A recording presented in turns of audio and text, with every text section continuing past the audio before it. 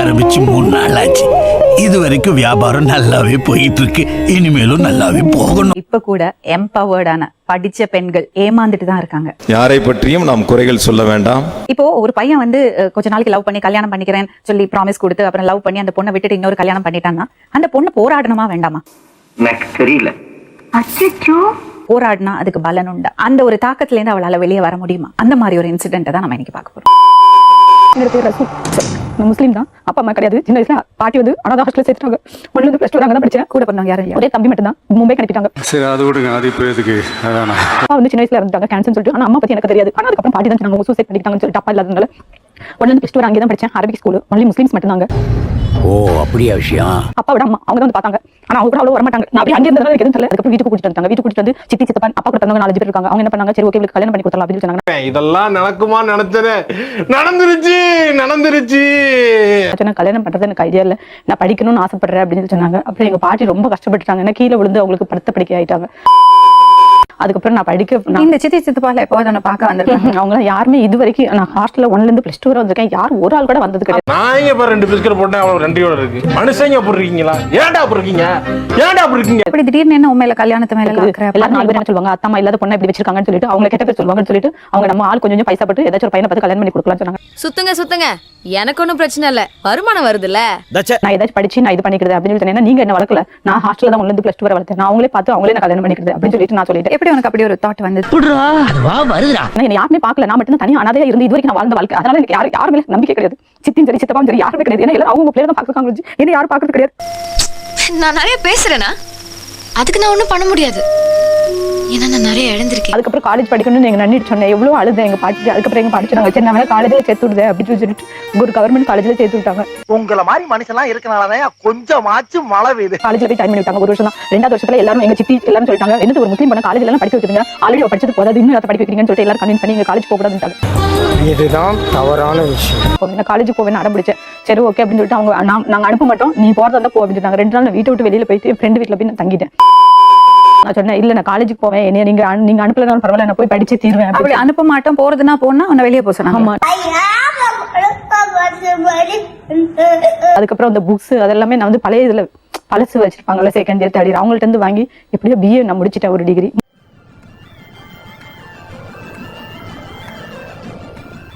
அப்புறம் டிகிரி முடிச்சதுக்கு அப்புறம் தான் சீனியர் பிள்ளைங்க தான் சொன்னாங்க, ரசூல் இதுக்கப்புறம் உங்க கஷ்டப்படாத, சென்னைக்கு வந்துரு அப்படின்னு சொல்லிட்டு. நீங்க வேலைக்கு வரது வரைக்கும் யாரையோ ஒருத்தர் டிபெண்ட் பண்ணி தான் இருந்தீங்க. தலையெழுத்து அதை மாத்த யாராலையும் முடியாது.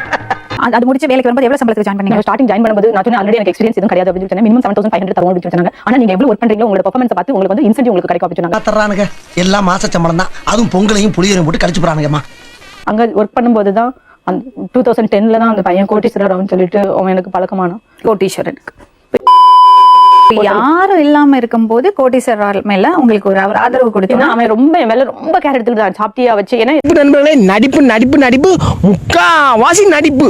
என்னோட கேரக்டர் எப்படின்னா, ஒருத்தவங்க கூட அன்பா பழகுனாங்கன்னா சரி அவங்க நம்மளுக்காக அன்பா பழகுறாங்களே, நம்மளும் அவங்களுக்கு ஏதாவது ஹெல்ப் பண்ணணும். அது லைஃப்ல அந்த அன்பு கிடைக்காத போது யாராவது ஒருத்தர் கொடுக்கும்போது நேச்சுரலி அம்மா பாவம் இல்ல சபா. ஆமா சார், அவன் ரொம்ப ரொம்ப அன்பா இருந்துட்டான். அதுக்கப்புறம் தான் நான் முழுமையா அவனை நம்ப ஆரம்பிச்சு. சரி இவன் தான் இதுக்கப்புறம் நம்ம லைஃப். அப்ப கூட நான் அவன்கிட்ட கேட்டேன், நீ நினைக்கிற மாதிரிலாம் ஒண்ணும் இல்ல கொட்டி நான் ஓப்பனா ஒன்னே மட்டும் சொல்றேன், லைஃப்ல நீ பாத்து நீ விட்டுட்டு போயிட மாட்டல, எனக்கு யாரும் கிடையாது அப்படி கூட சொன்னேன். இல்ல உன்னை தவிர யாரும் கிடையாது அப்படின்னு சொல்லிட்டு லைஃப்ல நீ தான் எனக்கு ஸ்ட்ராங்கா லவ் பண்ண ஆரம்பிச்சேன். ரொம்ப லவ்னா எந்த மாதிரி லவ்? அந்த குடிமையை வாயாலே எப்படினே சொல்லு, வேற சொல்லாம போ. உங்ககிட்ட சொல்லாம இந்த நாய் வேற யாருக்கிட்டனே போய் சொல்லு. சரி சொல்லு நாயே. அது என்னலாம் பண்ணுவீங்க? முழுமையா பார்த்தா அவன் தான் லைஃப். நான் என்ன சொல்றேன், நீங்க ட்ரெஸ் போடுனா நான் போடுவேன். இந்த சாரி கொடுத்தா ஆபீஸ்ல சாரி ஏதாச்சும் ஒரு ஃபங்க்ஷன் கொடுத்து சொல்லுவாங்க, நான் தான் கால் பண்ணுவேன். இந்த சாரி கொடுத்து சொல்றாங்க, கொட்டி கொடுத்துருமா அப்படினால கொடுத்து கூடாது அப்படின்னு சொல்லுவாங்க. நான் மர்க்கா சொல்றேன், மவுண்ட் ரோட் தர்கா பக்கத்துல வேணாலும் வந்து சொல்றேன், இவன் நல்லா இல்லை, he is very very கேவலம். சரி ஓகே, அவன் என்ன சொல்றானோ அதுதான். நீ இந்த இடத்துக்கு போன்னு சொன்னா நான் போவேன். இந்த இடத்துக்கு போக அதோட வெளிய எல்லாம் போவீங்களா? வெளியில எல்லாம் அவன் கூட்டிட்டு ஃபர்ஸ்ட் டைம் அவன் என்ன பண்ணானா ஹைதராபாத்துக்கு கூட்டிட்டு.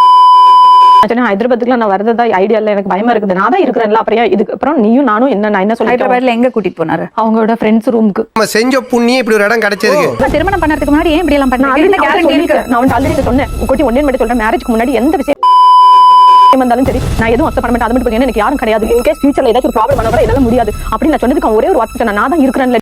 நான் தான் இருக்கேன்ல. ஐயோ நீ இருந்தா என்ன இல்லாட்டி என்ன, போமா கிளம்புமா. நீ ஏன் ஃபீல் பண்ற? கல்யாணம் பண்ண தாலி கட்டு, அதுக்கப்புறம் கூட்டிட்டு போய் ஹைதராபாத்துக்கு சொல்றேன். தாலி கட்டு இப்பமே கல்யாணம் பண்ணு. ஒரு அது அனாவசியம். எவ்வளவு நாள் லவ் பண்ணீங்க? 6 years. எவ்வளவு நாளுக்கு அப்புறம் நீங்க அவரோட வெளியே போக ஆரம்பிச்சீங்க? Minimum 1 year. 1 yearக்கு அப்புறம் அவங்க கூட வெளியே போக ஆரம்பிச்சேன். இதெல்லாம் பண்ணு. அதுக்கப்புறம் தான் ஏன்னா அந்த 1 இயர்ல அவனோட கேரக்டர் எல்லாமே என் ஃப்ரெண்ட்ஸ் எல்லாருமே சொன்னாங்க. எல்லாரும் பார்த்துட்டு ஓகே ரசூல் நம்ம நல்ல பையன் தான் அப்படின்னு சொல்லிட்டு பசங்க எல்லாருமே எங்க எல்லா பக்கமும் விசாரிச்சு சொன்னாங்க. அத முதல்ல சொன்னவன் மட்டும் என் கையில கிடைச்சான், அவனை செருப்பாலே அடிப்பேன் சார். அவன் ஃப்ரெண்ட் பெங்களூர்ல இருந்தா அப்ப பெங்களூருக்கு கூட்டிட்டு போனா அப்ப கூட எதுக்கு பெங்களூர், ஏன்னா அவன் அப்போ பெங்களூர் ஹைதராபாத் இது வரைக்கும் வந்து ஜாப் அவன் பண்ணல. 5 இயர்ஸ் ஜாப் இல்லாம தான். அதான் நான் என்னோட இதுல அக்கௌண்ட்ல இருந்து நான் ட்ரான்ஸ்ஃபர் பண்ணுவேன் எல்லாமே. தப்பு பண்ணிட்டியா சிங்காரம், தப்பு பண்ணிட்டு. 6 இயர்ஸ்ல நான் வந்து எவ்வளவு சம்பாத்தியம் பண்ணணும் எல்லா அமௌண்ட்டும் கிரெடிட் ஆன அடுத்த செகண்ட்ல அவன் எவ்வளவு பணம் கேட்கறானோ, ஏன்னா என்னோட பாஸ்வேர்ட் யூசர் ஐடி அவனுக்கே நான் கொடுத்துருவேன். அவன் தான் ஓபன் பண்ணி எவ்வளவு அமௌண்ட் வேணுமோ எடுத்துப்பான். கல்லாவரம் எவ்வளவு வச்சிருந்தா 48,075 ரூபாய் 35 பைசா. சரியா இருக்குடா அண்ணன் எடுத்துக்கிட்டேன். 6 வருஷத்துல கிட்டத்தட்ட இந்த 2016 அவனுக்கு மேரேஜுக்கு 2 மந்த்துக்கு முன்னாடி வர 20,000 கிட்ட. அப்ப வர மேரேஜ் பண்ணிட்டாரா? மேரேஜ் பண்ணிட்டோம்.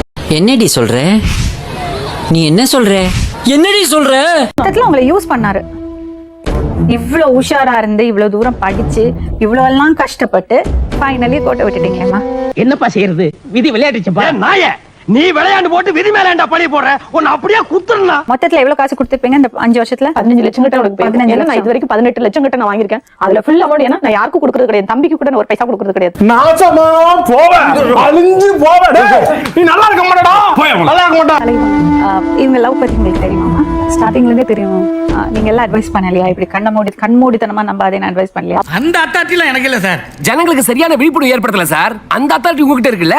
நாங்க ஸ்டார்டிங்லேயே சொன்ன ஒரு பையன் வந்து உங்ககிட்ட கை நீட்டி பைசா வாங்குறான்னா அவன் நல்ல பையனே கிடையாது. அது அவளுக்கு புரியல. அப்ப எதுவுமே கேட்கவே இல்லை அவ. அவன் கிடக்குறான், இது நல்லா இருக்கு.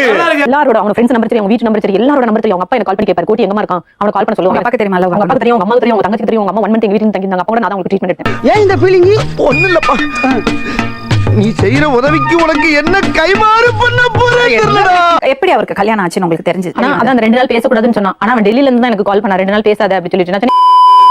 எதுவா இருந்தாலும் என்கிட்ட உண்மை சொல்லு, போய் மட்டும் சொல்லாத, தயவு செய்து நீ ஏமாத்தாத. எனக்கு ரொம்ப நான் எதாவது தாங்கிக்க முடியாது, என்ன பண்ணணும் எனக்கு தெரியாது. நான் உண்மையில சொல்றேன், ஒன்ஸ் நீ கிடைக்கலன்னா நான் சூசைட் பண்ணி சாவறது எனக்கு வேற வழி இல்ல. அது மட்டும் தான். சாவு சாவும்ல செத்த பேல நீ நாம இருந்தா ஒளிஞ்சு எனக்கு பத்தி நீ சாவும்ல செத்த பேல. ஏமா நீ இப்பலாம் பேசுற? அந்த அளவுக்கு நான் வந்து என்ன பண்ணிட்டேன், 2 நாள் கால் பண்ணாதன்னு சொல்றது தப்பா? நான் கால் பண்றேன் உனக்கு, நான் எப்ப ஃப்ரீயா இருக்கணும் அப்ப நான் உனக்கு கால் பண்றேன். அந்த டைம்ல மட்டும் கால் பண்ணாதன்னு சொல்றேன். அதுக்குலாம் இப்பலாம் ஏன் பேசுற? இந்த மாதிரி பேசாத. செக்கில ஆட்ன சுத்தமான உருட்டு. அவங்க அப்பாக்கு தான் ஃபர்ஸ்ட் கால் பண்ணேன். அவங்க அப்பா போன் எடுத்துட்டு கோட்டை வந்து ஆண்டி வே அப்படின்னு சொல்லி சொன்னாரு. ஆண்டி வே? அவன் டெல்லியில தானே இருக்கான், எதுக்கு ஆண்டி வே அப்படின்னு சொல்லிட்டு எனக்கு இன்னும் புரியல. இல்ல புரியல. అంకుల్ నాకు வந்து అర్థం కావట్లేదు. కోటి ఆండివే కోటి ఢిల్లీలో కదా ఉన్నారు, ఇప్పుడు ఏం ఇక్కడ వస్తున్నారు அப்படின்னு சொல்லி கேட்டேன். లేదమ్మా ఇప్పుడు ఆండివే ముల్లమూరు அப்படின்னு சொல்லி சொன்னாரு. நீ இந்த மாதிரி பேசுற பாத்தே இல்லப்பா. சாட்டர்டே 9:30 எனக்கு கால் பண்ணா. 19th அன்னைக்கு 9:30 எனக்கு கால் பண்ணா. கால் பண்ணி ஏன் எங்க அப்பாவுக்கு நைட் நேரத்துல கால் பண்ணி என்னதான் இப்போ உனக்கு ப்ராப்ளம் அப்படின்னு சொல்லி கேட்டான். போடாங்கடி எந்திரச்சு அடிக்கு போறே சப்பு சப்புனே ஓகே. டெல்லியில இருக்கேன்னு சொன்னா அவங்க அப்பா ஆண்டிவேன்னு சொல்றாரு. அவன் என்ன பண்ணிட்டான், இப்படி மாத்திட்டான். நீ வந்து தெலுங்கு உனக்கு புரியுமா புரியாதா? எங்க அப்பா நான் முள்ளமூர்ல இருக்கேன்னு சொன்னாரு, நான் வரேன்னு சொல்லல அப்படி சொன்னா. இல்ல உங்க அப்பா ஆண்டிவேன்னு சொன்னாரு. அப்ப ஆண்டிவேங்கிறது தெலுங்கா? திருப்பி நான் வந்து திருப்பி கால் பண்ணி இதுக்கப்புறம் அமைதியா தூங்கு, நாளைக்கு காலையில 5 மணிக்கு சீக்கிரமா எழுந்திக்கணும். ஏன்னா என் ஃப்ரெண்ட்ஸ்க்கு வந்து 2 கால் போயிட்டு ஆல்ரெடி சுப்பாரெட்டி அவனோட ஃப்ரெண்ட், அவன் எனக்கு தெரியும். நாங்க 2 பேரும் 3 பேரும் வெளியில போயிருக்கோம். நீங்க ஏதோ சொன்னீங்க, ஆனா என் காதுல அது ராங்கா விழுந்தது. அதான் சுப்பாரெட்டிக்கு கால் பேசி என்ன சொல்றேன், நான் காலையில உன்கிட்ட பேசுறேன் அப்படி சொல்லிட்டு பண்ணிட்டேன். அதுக்கப்புறம் மொபைல் சுவிட்ச் ஆஃப். ஒரு 20 டைம்ஸ் நான் ட்ரை பண்ணிட்டேன். இவங்க ரூம்மேட்ஸ் சொன்னாங்க அவன் தான் 2 டேஸ் கால் பண்ணாதன்னு சொல்லி திருப்பி எனக்கு கால் பண்ணி டார்ச்சர் பண்றாரு. உனக்கு என்னப்பா நீ பைத்தியம், நீ என்ன வேணாலும் சொல்லுவ, நாங்க அப்படியா? திருப்பி அவங்க அப்பா நம்ம கால் பண்ண ஒரு ஃபோன் எடுத்துச்சு. அவங்க வீட்ல அவங்க தங்கச்சி காவியான்னு சொல்லிட்டு அது பண்ண எடுத்துச்சு. இல்ல கோட்டி உன்னாரா நீர் அவரும் நான் கோட்டி ஃப்ரெண்ட் அப்படின்னு சொன்னேன். கோட்டி ஃப்ரெண்டா? கோட்டி அண்ணன், கோட்டி அண்ணனுக்கு இப்படி பிள்ளை கதா அப்படின்னு சொல்லி. என்ன எதா இருந்தாலும் இப்பே சொல்லிருங்க. இந்த ஊர்ல எந்த விஷயமா இருந்தாலும் திடீர் நடக்குது. லாயர் கிட்ட போனோம். அந்த லாயர்ட்ட சொன்னேன், இல்ல இந்த மாதிரி நாங்க 2 பேரும் 6 வருஷம் ஹஸ்பண்ட் அண்ட் ஒய்ஃபா தான் இருந்திருக்கோம் இது வரைக்கும். ஆனா அவன் வந்து என்னை கல்யாணம் பண்ணிக்கிறது லாஸ்ட் வரை கல்யாணம் பண்ணிக்கிறதுன்னு சொல்லிட்டு நீ ஏமாத்திட்டாங்க. எனக்கு என்ன அவனுக்கு கல்யாணம்னு சொல்றாங்க, எனக்கு பயமா இருக்கு சார், தயவுசெய்து கல்யாணம் நிப்பாட்டுங்க ப்ளீஸ் சார் அப்படின்னு சொல்லி கேட்டேன். 30 வயது வரும், 3000 ரூபாய் செலவாகும், வக்கீல் ஃபீஸே 2000 ரூபாய், கோர்ட் செலவு அது ஒரு 1000 ரூபாய் ஆகும், வீணா உடல் அலைச்சல் வேற. உடனே அவன் ஃப்ரெண்டுக்கு கால் பண்ணிட்டு அதுக்கு முன்னாடி கால் பண்ணப்போ அவன் சொன்னா, நீங்க கல்யாணத்துக்கு போறீங்களா, நான் வேணா அட்ரஸ் அனுப்புறேன், நீங்க வேணா போங்க, வெளியில கட் அவுட்லாம் இருக்கும், அவனோட போட்டோஸ் எல்லாமே இருக்கும், நீங்க பாத்துட்டு போங்க அப்படின்னு சொல்லி. அறிகிட்டவனே பரதேசி பல நீ என்ன ஃப்ரெண்டா? அந்த லாயர் ஃபர்ஸ்ட் பேசினாரு. என்னப்பா கோட்டி சார் இந்த பொண்ணு போலீஸ் ஸ்டேஷன்ல வந்து கம்ப்ளைண்ட் பண்ணி அழுதுட்டு இருக்குது, நீ ஏதோ கல்யாணம் பண்றியா ஏமாத்திட்டியா அப்படி சொல்றேன். யார் சார் அப்படி சொல்லுது? நான் யாரையும் கல்யாணம் பண்ணல, நான் என் ஃப்ரெண்ட் கல்யாணத்துக்கு நான் வந்திருக்கேன். வெறும் பொய்யா சொல்லிக்கிட்டு தெரியறான். இப்ப நான் ஒண்ணே சொல்றேன், அந்த பொண்ணு அப்பா அம்மா இல்லாத பொண்ணு, அது ரொம்ப அழுதுட்டு இங்க வந்து உட்கார்ந்துருக்கு. தயவு செய்து அந்த பொண்ணை வந்து ஏமாத்தாத. உங்க வீட்டுல பிரச்சனையா சொல்லு, நான் வந்து பேசி முடிக்கிறேன். உனக்கு என்ன பிரச்சனை, ஏன் அழுகுற? எனக்கு தெரியாது. ஓகே என்ன ஹெல்ப்னாலும் நான் பண்றேன், ஆனா அந்த பொண்ணை ஏமாத்தாத, அது ரொம்ப அழுதுட்டு இருக்குது. சார் அப்பெல்லாம் ஒண்ணும் கிடையாது சார், கல்யாணம்லாம் ஒண்ணும் கிடையாது சார், என் ஃப்ரெண்ட் கல்யாணத்துக்கு எனக்கு கல்யாணம் இல்ல, நான் ஃபங்க்ஷன்ல ஃப்ரெண்ட் ஃபங்க்ஷனுக்கு வந்தேன். உண்மையா சார்? அட நான் எதுக்கு சார் போய் எப்ப தெரிஞ்சது கல்யாணம் தானே? மறுநாள் தான் எனக்கு தெரிஞ்சு. எப்படி தெரிய வந்தது? அதான் மறுநாள் நான் என்ன பண்ணிட்டேன், அதுக்கப்புறம் அவங்க வீட்டுக்கு எல்லாருக்குமே ட்ரை பண்ணிட்டேன். அன்னைக்கு நைட்டு நான் ஃபுல்லா தூங்க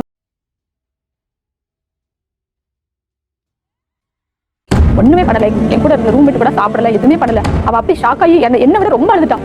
என்னக்கா இப்படி சொல்றீங்க, இப்படி அந்த அண்ணன் ஏமாத்திட்டாங்க அவங்க. நீ ஏன்டா அழுவுற? அங்க போயிட்டு அந்த இடத்துல அந்த பையன் அட்ரஸ் அனுப்பினால அந்த அட்ரஸ் வச்சு ஒவ்வொரு இடத்துக்கும் கண்டுபிடிச்சு அந்த கல்யாணம் கண்டுபிடிச்சோம். ஆனா அங்க என்னன்னா கல்யாணம் நடந்ததுக்கான அந்த இது மட்டும் தான் இருக்கு. ஒரு பேப்பர் துண்டு முதற்கொண்டு அட்டோட் மட்டும் எல்லாத்தையும் எடுத்தாங்க. 5 மணில இருந்து அவனுக்கு கால் பண்ணி பார்த்தோம். அந்த பொண்ணோட நம்பருக்கு கால் பண்ண ஃபைனலா அவன் தான் போன் எடுத்தான். போன் எடுத்துட்டு கோட்டி நான் ரசூல் பேசுறேன் அப்படின்னு சொன்னேன்.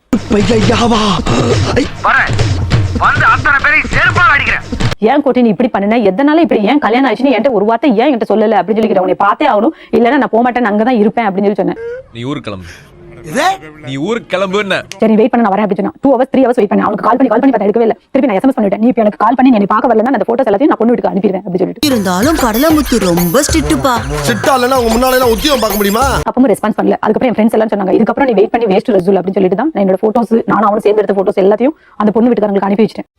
செய்க தரமான செய்க. அவங்க பார்த்து திருப்பி எனக்கு கால் பண்ணாங்க. கால் பண்ணி அங்கே பிரச்சனை ஆகி பொண்ணு அப்படி கூட்டிட்டு போயிட்டாங்க வீட்டுக்கு. அவன் அங்கே விட்டுட்டு அவங்க மாமா வீட்டுக்கு கூட்டிட்டு வந்து கொஞ்சம் அப்படியே கால் பண்ணா ஏன் இப்படி பண்ணேன் அப்படின்னு சொல்லிட்டு. நான் அப்படிதான் பண்ணுவேன், அப்படிதான் பேசுவேன். எல்லாரும் கால் பண்ணி அவங்க தங்கச்சி மட்டும் ஃபைனலா ஒரே ஒரு வார்த்தை சொல்லுது, திருப்பி ஏன் எங்க அக்கா எங்க அண்ணனுக்கு கால் பண்ணிட்டு இருக்க, அதே எங்க அண்ணனுக்கு கல்யாணம் முடிஞ்சிருச்சு இல்ல, நீ வேணா கீப்பா இருந்துக்கிட்டியா அவனுக்கு.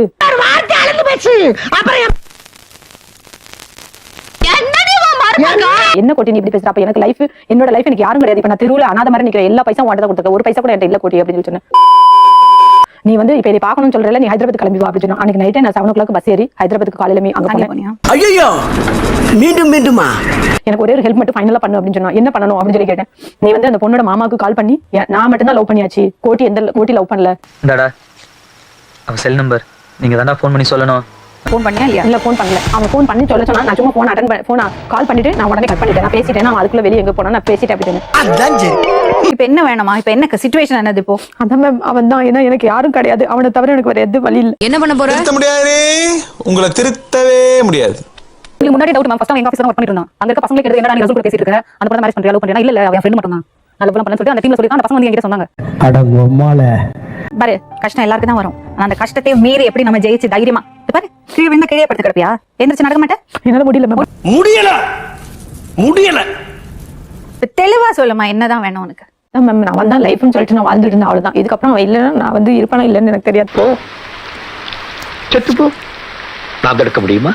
அந்த ஒரு நம்பர்ல இருந்து கால் பண்ணு மேம் வருது, அவங்க தான் சொல்றாங்க நீ இந்த அட்ரஸ்க்கு வா வான்ஸ் டெய்லி கால் பண்ணி போட்டு சேர்ந்து இல்லன்னு உறுதியா தெரியுமா? அவங்க ஃப்ரெண்டு சொன்னாங்க. எந்த ஃப்ரெண்ட்? அவனோட கிளாஸ் ரூம்மேட். அது மட்டும் இல்லாம அவன் இன்னொரு விஷயமும் இப்பதான் சொன்னா, ஏன்னா எனக்கு அவனை தெரியாது. நான் Facebookல பண்ணா இன்னொரு பொண்ணு கூடயும் நான் நினைச்சேன். என்னடா நான் உண்மையில உன்னை நினைச்சு நான் பெருமைப்படுறேன், பேசாம நீ அவன் மேல FIR ஃபைல் பண்ண, அதுதான் உனக்கு பெஸ்ட் ரிசல்ட், நான் இப்பவும் சொல்றேன் அப்படின்னு சொல்லிட்டு அவன் ஃப்ரெண்ட் சொன்னான். FIR ஃபைல் பண்ணுவோம். உன்னால என்ன பண்ண முடியுமா அதை பண்ணிட்டேன். தேங்க்யூ. இந்த பொண்ணு எவ்வளவு தைரியமா இருக்கா? எங்களுக்கு அதான் பயமா இருக்கு, கூட போயிட்டு அடிவாங்க வச்சுட்டு போறேன். Miss Anita, this girl has come here complaining that for the past 6 years your brother has been living with her. They have been living as husband and wife. நான் சொல்றது உங்களுக்கு புரியுதா? கடைசியா புரிஞ்சுதானே கேட்டீங்களா? அது மட்டும் புரிஞ்சுது sir. And he has cheated her and got married to somebody else. Sorry, he is telling lies. Who is telling lies? Yep, ma'am, this girl. This girl? We need to talk to Mr. Kotishwaran. குஷ்டமப்பா குஷ்டமா இது கஷ்டமப்பா. அவரே உங்ககிட்ட மறுபடியும் வந்தாலும் கல்யாணம் பண்ணிக்கிறேன்னு சொன்னாலும் நீ பண்ணிப்பியா? சும்மா உள்ள இருந்து சொல்லணும். இல்ல வேண்டாம், நான் இதுக்கப்புறம் ஒர்க் பண்ணுவேன், என்னால முடிஞ்ச அளவுக்கு நான் எவ்வளவு வேலை பார்க்கணுமோ அவ்வளவு வேலை பார்த்து நான் இது பண்ணிப்பேன். அதுக்கப்புறம் என்னால முடியலன்னா சரி அது விடுங்க, அது இப்போ எதுக்கு? அதானே லவ் பண்ணிட்டு இருக்கிறது எல்லா பெண்களும் யோசிக்க வேண்டிய ஒரு விஷயம் இருக்கு. அவங்களுக்கு என்ன சேஃப்டி இருக்கு, என்ன செக்யூரிட்டி இருக்கு? ஒரு நம்பிக்கை பேர்ல தான். நீ சொல்ற நம்பிக்கை ஆபத்தான விஷயம். மட்டமாவே